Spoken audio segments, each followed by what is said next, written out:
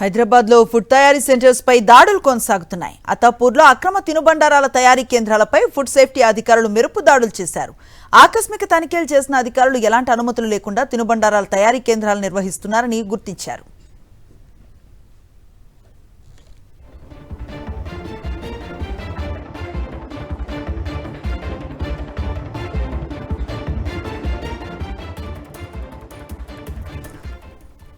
హైదరాబాద్ లో ఫుడ్ తయారీ సెంటర్స్ పై దాడులు కొనసాగుతున్నాయి. అత్తాపూర్లో అక్రమ తినుబండారాల తయారీ కేంద్రాలపై ఫుడ్ సేఫ్టీ అధికారులు మెరుపు దాడులు చేశారు. ఆకస్మిక తనిఖీల్లో విస్తుగొలిపే వాస్తవాలు బయటకు వచ్చాయి. పూర్తి సమాచారాన్ని మా కరెస్పాండెంట్ సాయి కిరణ్ అందిస్తారు. సాయి కిరణ్.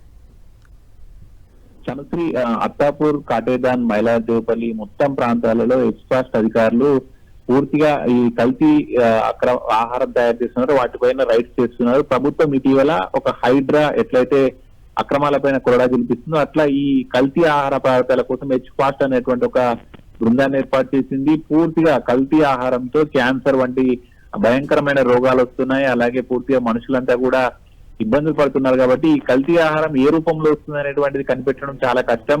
బయట మార్కెట్లు దొరికేటువంటి ఫుడ్ ఇదంతా కూడా మనం తెలియకుండా తినేస్తున్నాము.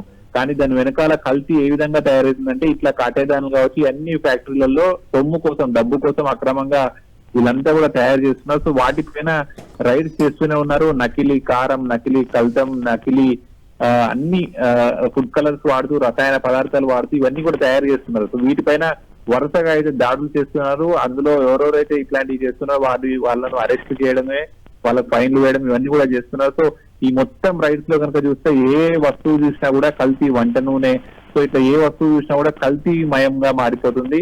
సో ప్రజలంతా కూడా అప్రమత్తంగా ఉండాలని అయితే ఫుడ్ సేఫ్టీ అధికారులు హెచ్చరిస్తున్నారు. Right, thank you Sai Kiran.